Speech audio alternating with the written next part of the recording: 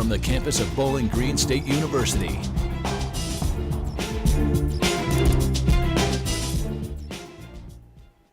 Thanks for joining us this week on BG24 News. I'm Raylan Cleveland. Soon you'll have to remember your own bags if you shop in Bowling Green, Ohio. Reporter Mariah Clausen tells us the city might totally ban the plastic litter. Bowling Green might be the first city in Ohio to ban plastic shopping bags. City Council is talking with citizens about possible types of bans on plastic bags. Chairman Mark Hollenbaugh thinks the ban will benefit Bowling Green. A clean city is a good city. Plastic bags are the most common form of litter. Plastic bags can take more than 100 years to decompose in landfills. The bags also release harmful toxins into water and soil. Student Ross Martin says a ban is a step in the right direction. We are part of that problem in Bowling Green. I think that makes it all the more important that we follow the example, we do what's right. Some plastic bags might be necessary for food safety. Deli owner Ivan Belleville says raw meat can contaminate reusable bags. If meat were to leak in reusable bags, those bags must be washed before the next use. City Council is considering many options. It could ban shopping bags altogether, charge a bag fee, or only allow plastic bags at locally owned stores. Mariah Clausen reporting. City Council must act fast. Ohio legislature is considering a bill that would prohibit communities from passing plastic bag bans. Most students have heard their fair share of rumors on campus. Reporter Max Lehman investigates the more popular ones on campus. Almost every college student has heard the idea that if a campus vehicle hits an unsuspecting student, the student receives free tuition on behalf of the university. But is there any truth to this urban legend? According to Rodney A. Fleming, managing attorney at Student Legal Services on campus, not really. I think that the confusion is tying your tuition to an event that has nothing to do with that, right? If the university or one of its employees were to negligently injure a student, there might be ramifications from that. But all of that is going to be a completely separate and outside process than the process of you continuing your education here and paying your tuition and fees every semester. While students may not be guaranteed loads of cash if they're injured by a campus vehicle, Attorney Fleming did reiterate that the university is extremely flexible with living accommodations if a student were ever to get severely injured in such an incident. In general, the university many times is willing to make accommodations for someone whether or not they're the ones who caused the injury or not. The university is usually very accommodating in those special circumstances, right? Yeah. That make it impossible for a student to come back here. Reporting for BG24 News, this is Max Lyman. We've had nice spring weather here in Bowling Green, but will it last? Mariah Clausen is here with the forecast. Mariah? Thanks, Raylan. Those April showers seem to be here a week early, but we'll see those dry up. This weekend, it'll be sunny, but our temperatures will be below our average spring temps. Let's go ahead and take a look out your window. This morning, we did see some rain, but it's turned into a gorgeous day. Right now, we're sitting pretty at 65 with a gentle breeze. Tonight, however, we will see those showers return and they will stay throughout the night, and a cold breeze is going to come in and push us down to those lower 40-degree zones. But rain in our forecast is no problem for BGSU. The National Weather Service has called BGSU a storm-ready university. BGSU is given this recognition for providing campus with timely severe weather warnings, and the university is the first in Northwest Ohio to be called storm-ready. Looking at the rest of your weekend, expect a downpour. On Friday, we're going to see a high of 45 and a 100% chance of rain. And then again on Saturday, 48 for our high, and thunderstorms likely during the day. And then at night, we could even see some snow. But in good news, on Sunday, we're going to have our spring sun return to us, but our temperatures are going to be a little bit chilly at 40 degrees. For the rest of your week, Monday, going to stay in the 40s, 46 for your high with mainly sunny skies, so that's a good thing. But on Tuesday, our temperatures are climbing in the midweek, high of 52 on Tuesday and partly cloudy skies. That's a look at your weekly weather. Back to you, Raylan. Thanks, Mariah. When we come back, we have a look at your Falcons Sports Report. And here is Chase Bachman with the latest in Falcon athletics. Raylan, thanks. After 29 long years, Bowling Green State University is headed back to the NCAA tournament for ice hockey. The Falcons will travel to Allentown, Pennsylvania, where they'll take on the Minnesota Duluth Bulldogs in the Midwest Regional opening round.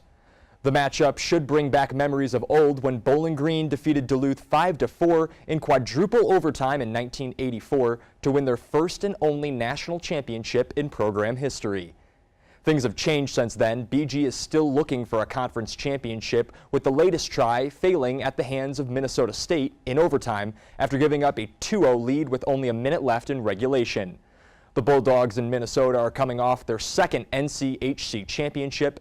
They defeated St. Cloud State 3-2 in double overtime to clinch their 2019 playoff title. Sports reporter Max Marco has more from the Slater Family Ice Arena. The Falcons are ready for their first NCAA tournament in 29 years. Despite receiving an at-large bid after a disappointing WCHA championship defeat, Bowling Green still feels it belongs in the tournament after the successful season that they've had. And we deserve not to think back and dwell on that. We deserve to wrap our arms around this opportunity and put our best game forward because we've earned it. And that's something that we've also talked to with the group, and I want them to 100% wrap their arms around this and put their best game out there and see what happens. That's what the national tournament's all about. Head coach Chris Bergeron spoke to the media on Wednesday morning before the team heads to Allentown, Pennsylvania on Thursday, and if there's one thing that's remained constant with this program, it's that every time their backs are up against the wall, it overcomes adversity time and time again. Our team, when faced with that situation, seems to step up and play well. We'll see. That's what's encouraging. That's it. That's the only part of it that we'll see. If history serves this season, when our group is looking up at somebody, we tend to dig in and fight hard, and that's what I expect is going to happen on Saturday. And the theme in the locker room? There's no need to look back on the past. It's time for a new day and a new game against a heavy Minnesota Duluth team. Yeah, I think last Saturday was definitely tough on everyone, but I mean, now we're over it. We're back practicing this week, and everyone's just excited to get back there Saturday. And I think we've all moved on, so we're just excited to be in the national tournament and have another chance to play. Reporting for BG24, I'm Max Marco. The first round action can be heard on WBGU-FM and seen on ESPNU. The puck drops Saturday, March 30th at 4 p.m. In the world of basketball, the men's basketball team advanced to the MAC championship game versus the top-seeded Buffalo Bulls at Quicken Loans Arena in Cleveland. BG entered the game after defeating Ball State and Northern Illinois. With the queue seemingly packed with Bulls fans, the road game atmosphere for the Falcons proved to be tough early. Buffalo senior guard Jalen Harris got UB off to a 28-13 lead, just over 7 minutes left in the first half. But the Falcons came back. They closed the half on a 25-11 run and trailed by 1 point at halftime. Daquan Plowden continued making plays on both sides of the ball. Justin Turner scored 16 points, and DiMaggio Wiggins added an efficient 14 points on just 7 shots.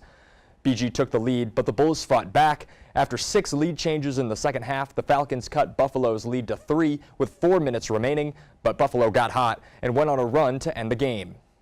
Coach Huger reflected back on the entire year following one of the greatest seasons in program history. I'd like to thank my guys.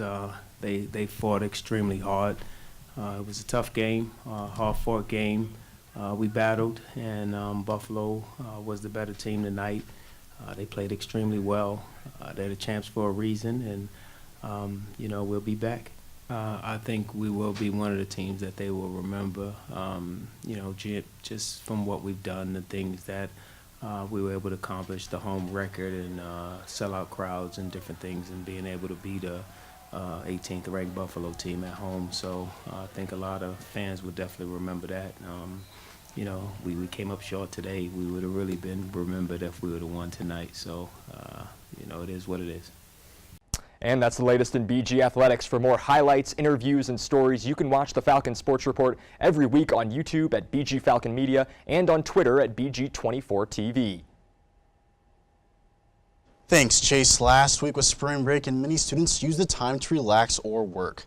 One student was busy recording an album over the break. Reporter Brianna Skebby spoke with her to find out more. To the beach for spring break, sophomore Abby Donovan headed home to Bay Village, Ohio to record songs for her band's album.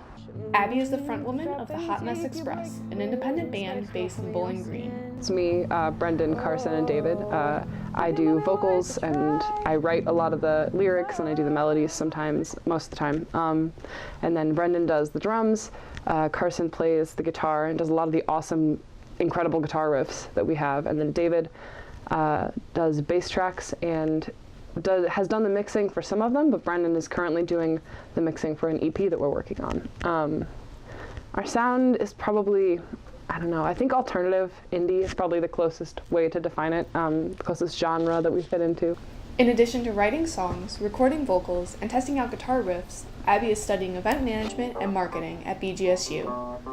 She said it's been a challenge to balance music and school. Balancing my stuff is difficult because I work around 30 hours a week at my job when I'm at school, and then I have 15 credit hours right now. So that's already like most of my time, and then I also am a pretty active person, so I go to the gym. But then I try to find time somewhere in there, at least once or twice a day, to like sit down and try to write songs or just write out however I'm feeling or whatever I'm thinking about. And then a lot of the lyrics that I do end up using come from just me sitting down and like kind of stream of consciousness, just writing about whatever's going on in my daily life. Abby got her start in music at a young age. Her background in playing guitar and singing prepared her for her current music career. Well, I've always loved music. My mom has always she's always singing around the house and stuff. So when we were, I think I was 6 and my little brother was 4. We went to church and there was a billboard up that said like guitar lessons and piano lessons. And my mom was like, "You're gonna take guitar lessons." And I was like, "No, I'm not." And then I took guitar lessons for like a decade. And I started singing and playing guitar somewhere in there. I think I was in like the 6th grade. Abby's mother, Amber Donovan, wasn't just her motivation to pick up a guitar. She was also her inspiration for how she sees music now. Diagnosed with breast cancer in 2016, Amber's resilience was a big part of why Abby decided to pursue her love of music. I don't know, I think that you have to get through whatever comes at you. And I learned that from my mom. And so she's in remission now. She's in remission for 2 years.